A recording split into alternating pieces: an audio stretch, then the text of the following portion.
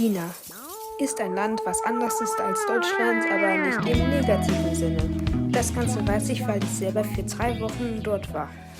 Wenn ihr mein Video über Flugzeuge gesehen habt, solltet ihr wahrscheinlich wissen, was ich die ganze Zeit gemacht habe. Filme schauen.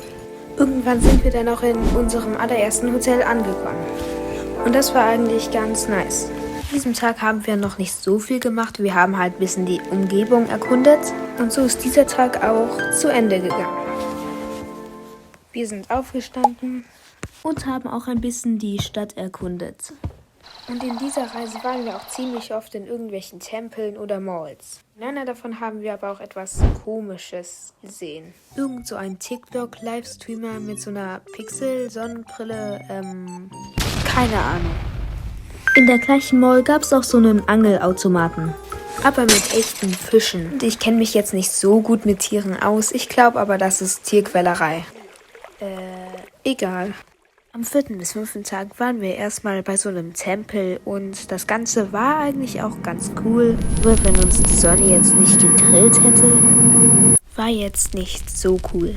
Dafür haben wir danach was anderes gemacht. Nämlich waren wir auf der chinesischen Mauer. Das Ganze war auch ganz cool, wenn uns die Sonne nicht wieder gegrillt hätte. Und dort waren auch ziemlich viele Insekten, was ich jetzt nicht so toll fand. Am 5. Tag sind wir dann auch weiter gereist, beziehungsweise geflogen. Irgendwann sind wir dann angekommen und wir sind erstmal essen gegangen. Übrigens, wir waren in Hongkong. Nach diesem Essen sind wir dann zurück zum Hotel. Eigentlich sah unsere Abendroutine immer relativ gleich aus. Wir sind in die Stadt gegangen, haben dort was gegessen und sind am Ende immer ein bisschen gelaufen. Ja.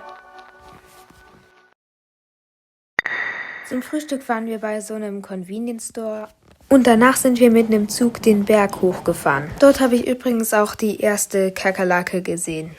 War jetzt nicht so cool, aber ja. Wir waren dann auch noch in so einem Museum, war auch ganz cool. Ziemlich oft waren wir aber auch in irgendwelchen Städten oder Tempeln. Das eine Mal waren wir aber bei einem Riesenbuddha. Okay, so groß war er jetzt auch nicht, aber er war schon groß. An diesem Tag haben wir wirklich etwas Großes gemacht. Wir sind aufgestanden und erstmal mit einem Boot nach Macau gefahren, aka der Casino-Stadt. Dort angekommen, waren wir erstmal in so einer Art Gasse und haben dort etwas gegessen. Natürlich mussten wir dort auch in einem Casino sein. Wir waren dann auch noch in Fake Venedig. Und sind dann irgendwann auch wieder zurückgefahren. Zurück sind wir dann auch noch zu so einer Lasershow gegangen. War auch ganz cool. Am nächsten Tag mussten wir weiterziehen, nur gab es das Problem, dass es geregnet hat. Deswegen hatten wir auch kleine Verspätungen und um zu zeigen, wie sehr wir uns verspätet haben, die Deutsche Bahn war manchmal sogar schneller. Im Flugzeug gab es dann auch kleine Turbulenzen. Wir sind dann mit einem Taxi zu unserem Hotel gefahren. Übrigens, wir waren in Shandong.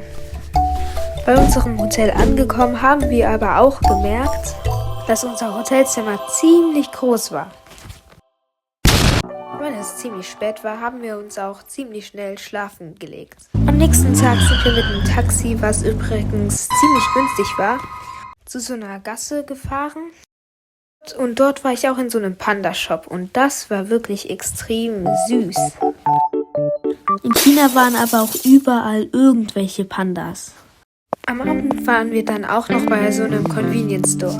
Und dort habe ich mir auch dieses virale Mango-Eis gekauft. Zumindest dachte ich, es wäre das virale Mango-Eis. Denn als ich es aufgemacht habe, habe ich schnell bemerkt, dass es einfach nur eine aufgespießte Mango war. Am Ende hat es aber trotzdem ganz gut geschmeckt. Wir waren dann auch noch bei ein paar Tempeln. Und an einem Tag haben wir auch wieder einen kleinen Tagesausflug gemacht. Wir waren erstmal bei so einer Art Flughafen und wollten dort eigentlich mit dem Zug fahren. Nur waren wir an einem Dienstag da und das Ganze war an einem Mittwoch.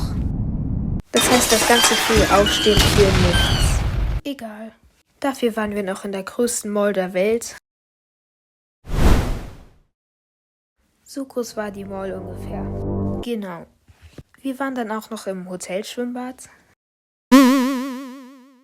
Und so konnten wir in Ruhe auch schlafen gehen. Wir sind dann zurück zu diesem Flughafen gegangen und sind dort auch mit dem Zug gefahren. Und dort waren wir auch in Chongqing.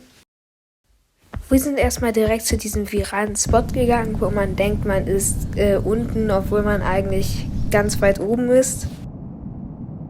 Auf jeden Fall haben wir auch noch was gegessen. Wir waren dann auch noch auf so einem kleinen Turm drauf. Wir haben dann auch noch ein paar andere Sachen gemacht, wie 2 neue Kakerlaken entdecken. Irgendwann sind wir dann auch zurück zum Hotel gefahren. Und nun konnten wir wirklich in Ruhe schlafen gehen. Spaß.